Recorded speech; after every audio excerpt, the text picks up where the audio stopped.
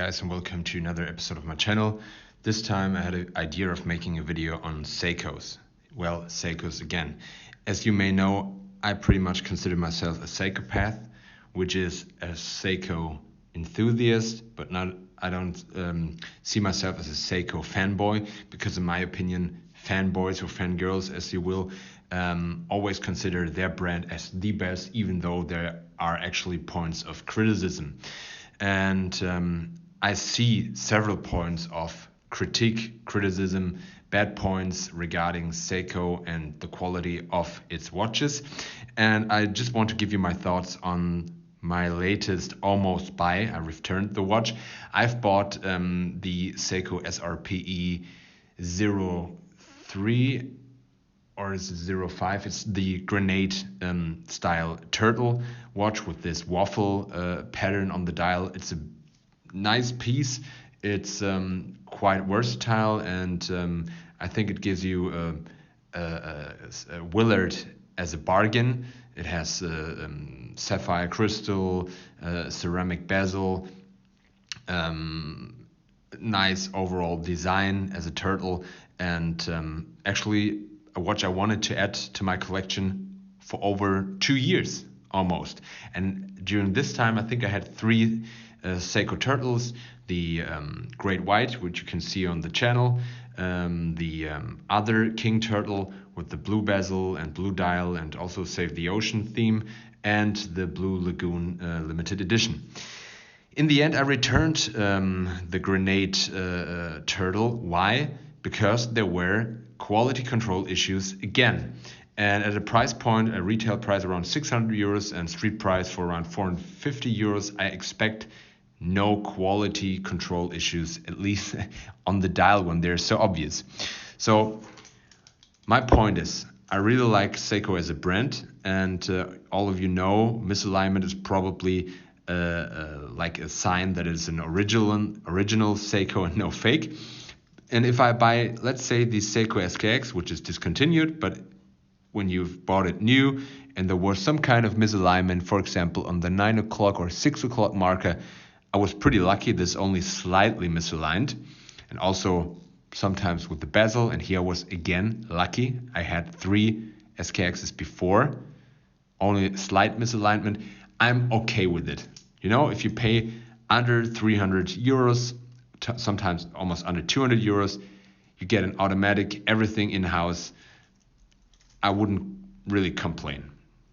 But if you pay more, and especially I'm talking about the Prospex line,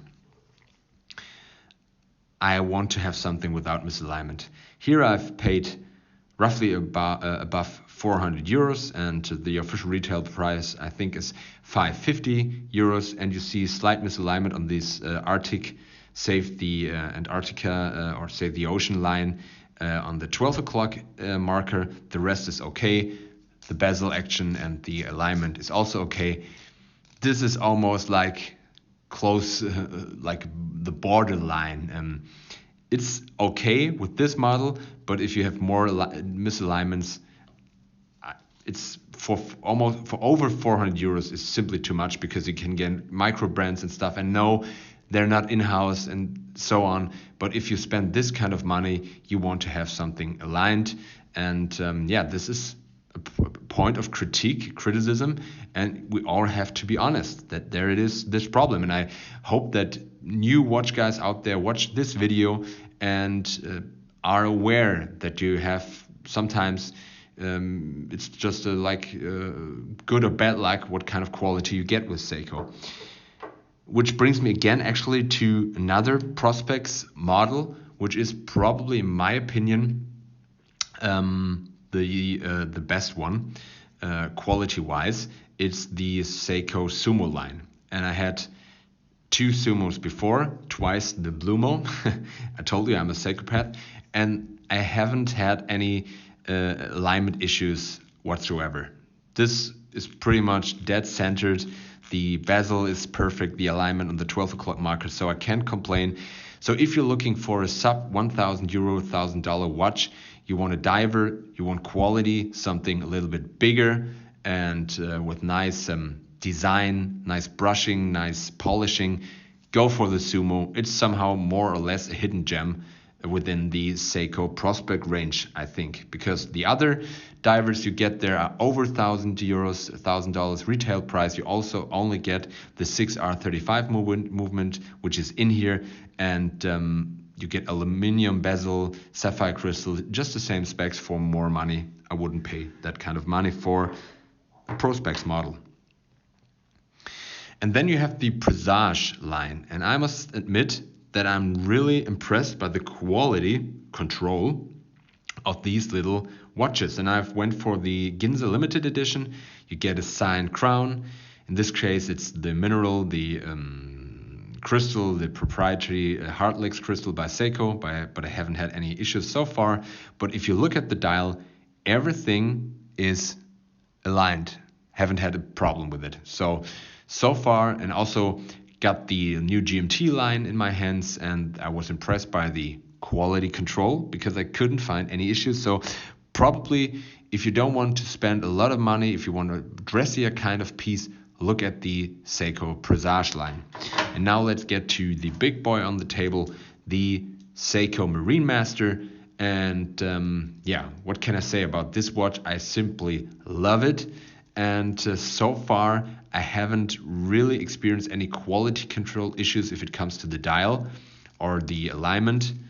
I knocked it against the wall, so I have some problems with the bezel. It's my fault. But everything is aligned. Yeah, the quality of the brushing is simply there but you have to be honest, you pay above €2,000 street price, and the retail price is 3,200, so a lot of money. But the quality control is there. But at one point, the quality control, apart from the dial and the finishing, isn't there when it comes to the movement. They're not selling it, I know. They're not selling it as a regulated movement. It's a similar movement to that is also in one of the Grand Seikos. It's the 8L35. I just have to look at it. Yes, and it's running almost 15 seconds fast per day, which is, in my opinion, for a watch over €2,000 or over €3,000 retail price, way too much. They could have easily regulated it under, let's say, 10 at least seconds per day. And yeah, this is the extra mile you have to go if you're in this market today, because there's so many competitors out there giving you a chronometer standard and whatsoever. And to make my point clear, I just want to give you other watches in the price point. If you're looking around €300, I know it's a quartz, but just for finishing quality control, you're looking at the Tissot PRX, and it's just amazing the finishing you get.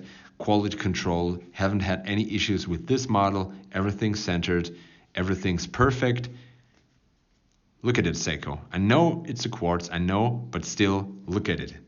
And to make it even clearer, look at this orient. I know there are some connections to Seiko over the Seiko Epson Corporation, but look at it. Everything's centered, beautiful bezel action, and for a street price of under €160, and the retail price is slightly above 200, I think. And well, what can I say? Look at it, Seiko, what they deliver. Look at your Prospex models at twice or sometimes 3 times the price, and be a little bit ashamed.